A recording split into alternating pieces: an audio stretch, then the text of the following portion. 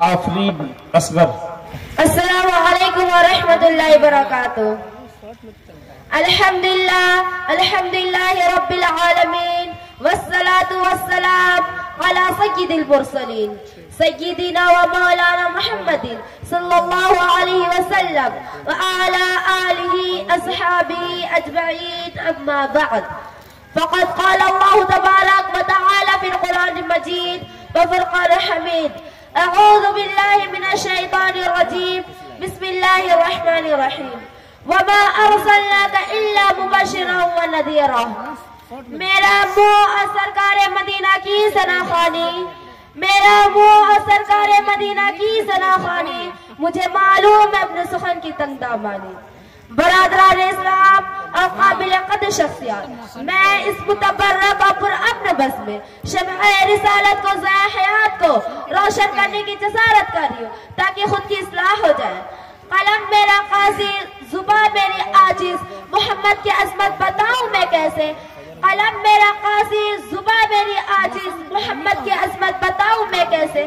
ہے محبوب رب امام الرسل کی اور فضائل مکمل سناؤں میں کیسے۔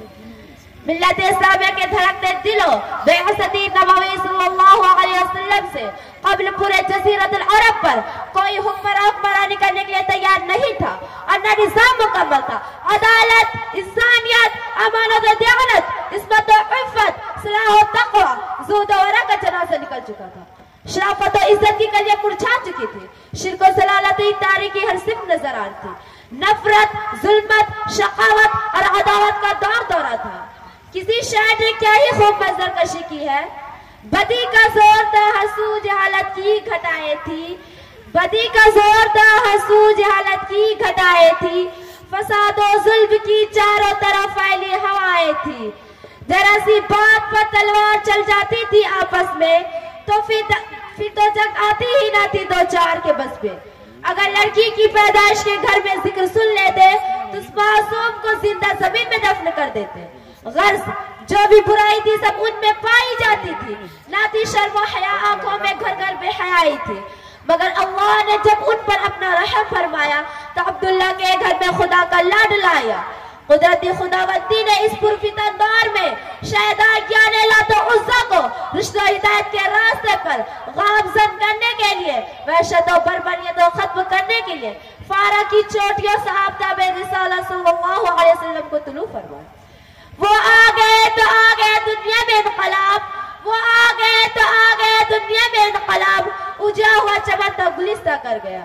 ملت اسلامیہ کے پاسبانوں، آپ کا نام محمد ہی نہیں تھا بلکہ عنوان بن گیا تھا، آپ کو تمام محاسن کے خوبصورت گلدستہ بنا دیا تھا۔ ہمارے نبی صلی اللہ علیہ وسلم کے اندر حضرت آدم کی صورت تھی، حضرت شیس کی معرفت تھی، حضرت نوح کی شجاعت تھی، حضرت ابراہیم کا اخلاق تھے، حضرت اسماعیل کی زبان تھی، اسحاق رضا صالح والی فصاحت تھی، لوط والی حکمت، یعقوب والی بشارت تھی، موسیٰ والا جلال، ایوب والا صبر تھا، یونس والا اطاعت، یوشع والا جہاد تھا، داد والی خوشحالی، دانیال والی محبت تھی، الیاس والا وقار، یحییٰ والا عصمت تھی، اور عیسیٰ والا زہد تھا۔ ہمارے نبی صلی اللہ علیہ وسلم سارے انبیاء علیہ السلام کا ایک خوبصورت گلدستہ تھے۔ محسن انسانیت جس طرح اخلاق و کردار خوبصورت ہے، اسی طرح حسن و جمال کے اعتبار سے بہت خوبصورت ہے۔ آپ صلی اللہ علیہ وسلم شیطان و ظلمت کی جگہ ایمان و ضیاء کو لایا۔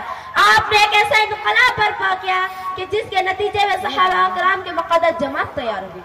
نبی اکرم صلی اللہ علیہ وسلم کا دعوت و تربیت کے ایک کمال تھا کہ آپ نے شرک کدا کو توحید کدا بنا دیا، کفر کدا کو عبادت کدا بنا دیا، راہزن کو راہبر بنا دیا، پورے جزیرۃ العرب کو گلستہ بنا دیا۔ اسلام کے پرچم چاروں سے لہراتے ہوئے نظر آنے لگے۔ درسگاہ رسالت سے ایک مقدس گروہ نے تربیت پائی، اب پوری دنیا پر چھا گئی۔ انہوں نے حق کو پھیلایا، باطل کو مٹایا۔ شہداء یعنی اسلام محسن انسانیت صلی اللہ علیہ وسلم نے عہد نبوت و رسالت پر فائز ہوتے اعلان حق کر دیا، لوگوں کو توحید اور ایمان سمجھایا، شرک و کفر کو مٹا کر وحدت خداوندی کا بول بالا کیا۔ اللہ تبارک و تعالی ہم سب کو حیات طیبہ کا نمونہ بنانے کی توفیق عطا فرمائے اور ہر نیک کام کرنے کی ہمت دے۔ آمین۔ وما علینا الا البلاغ۔